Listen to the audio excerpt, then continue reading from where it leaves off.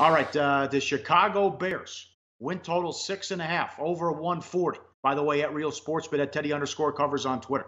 Last year, 5-11 straight up, 8-6-2 against the spread, 11-4-1 to the under, 22 giveaways, 22 takeaways. Mainstream stats: total offense 30th, passing offense dead last, total defense 10th, passing defense rather 7th.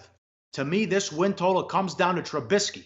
They surrounded him with some weapons, brought in some talented wide receivers. They think that'll determine if they go over the win total. Defense is solid, but the big upgrade is at the coaching position. John Fox, horrible coach, also stuck in the 80s. I've never seen a guy punt more than 4th and inches from midfield and play the field position battle. He did it in Denver when he had Peyton Manning, and it continued with Chicago. So there were growing pains last year with Trubisky. Remember, they beat Carolina at home. They had 4 first downs. He completed like 4 passes.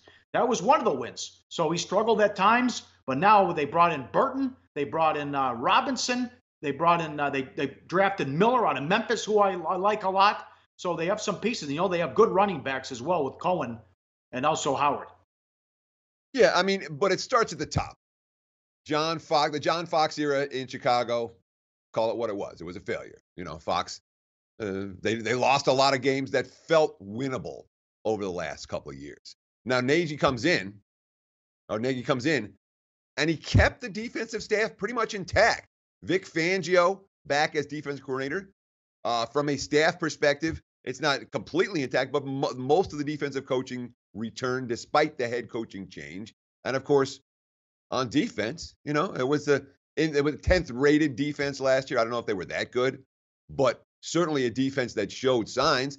And the defense too, I'm not gonna say returning intact, but pretty darn close. Only one loss on the defensive line in Mitch Unrain. You know, Jonathan Bullard's going to come in and replace him. I don't think that's any big deal. You know, they signed Aaron Lynch on the defensive side, who was a pretty effective player under Fangio in San Francisco. Their secondary returns intact. On paper, this defense is solid. The question, of course, as you talked about, is what's this offense going to look like? And you say Trubisky's the biggest question mark. I agree. But Trubisky's success or failure is going to be determined not just by himself, but by the offensive line in front of him. This was a bad offensive line last year. It's been a bad offensive line for a number of years. And if Chicago is going to take the step, there's talk that the Bears are going to be this year's Rams here in Vegas. You know, a team that has some pieces, second-year quarterback, ready to make the jump. There's a lot of talk, and there's been a fair bit of love for Chicago in the early betting markets. But it all comes down, in my opinion, to that offensive line. Can they block? Can they keep Trubisky upright? Can they find room for those backs to run the football? They do have a pretty talented stable of running backs. All right, well, Nagy knew what he was doing in Kansas City. I don't know how much credit he gets or as it goes to Andy Reid, again, the coach with the Denny's menu in front of him with the play calling. But they were creative with how they got the ball to Hill. We'll see if if he does the same thing in Chicago. I love their draft. I think Miller is going to be a stud. He was great at Memphis, put up video game numbers. They take Smith out of Georgia in the first round. They also bring in Robinson, who last time, I know he's coming off a knee injury, ACL, but the last time he was out there, he was at 1,400 yards and double-digit touchdowns with Blake Bortles, of all people. So he put up big numbers. And they also brought in Gabriel from Atlanta. So you have Robinson, Gabriel. Kevin White can't get on the field. He's been a bust as well, first-round pick. So there's certainly some talent, and with Burton as well. So they have some options and some guys to throw to with Trubisky. Yeah, I mean, the one thing that I really worry about, and it seems like people are really focusing on the skill position talent here. Beware the skill position talent in the offseason because it leads to teams being overvalued. What's going on in the trenches? You know, yeah, I mean, Kevin White, this is a guy who ran a 4.35 at the combine, hasn't been able to live up to that in the NFL. And you talked about all the talent they have at receiver, all the talent they have on the running back. You know, again, Bobby Massey and Charles Alino at tackles. We're not talking about Pro Bowlers here. You know,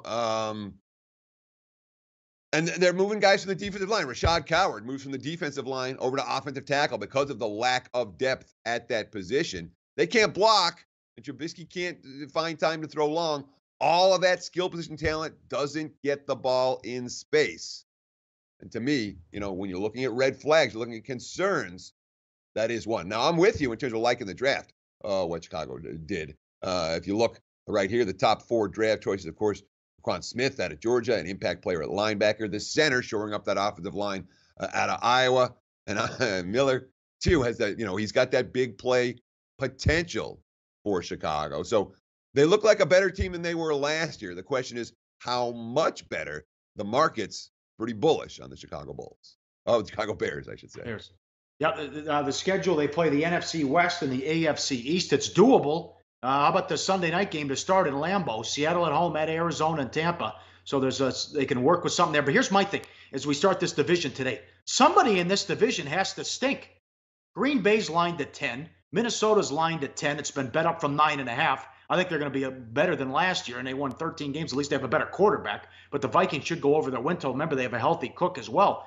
It might be Detroit. Detroit probably the worst team in this division, but the whole division's not going to go 9-7 or 8-8. So somebody's got to stink here. As the Bears are lined at 6.5 or 7 in some shops as well. So who's it going to be? I mean, to me, the whole division can't go 7-9, 8-8, 9-7. They might. I mean, you see that at times, and certainly the Lions have a potential to stink, and this Bears team has a potential to not be as good as expected. And we'll see how Kirk Cousins does in Minnesota, but. From a schedule standpoint, I want to point out this stretch right after the bye because you don't see an extended stretch like this that often in the modern NFL. Look at what they got.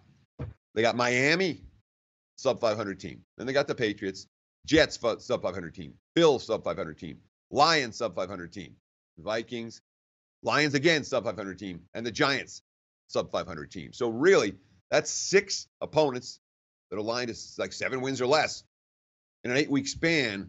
There's room for Chicago to make some noise given that schedule and that post-bye schedule, which is great for a new head coach, first-year head coach. By that point, everything's installed, and the wrinkles start to come out after the bye. I think the Bears are poised to make a midseason run, and I would love to see Chicago get smacked around early, Pauly. I think there'll be great value on them midseason as they face an easier slate for most of the rest of the way. Like the show?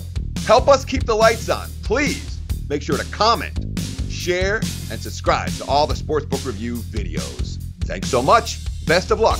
Enjoy the games.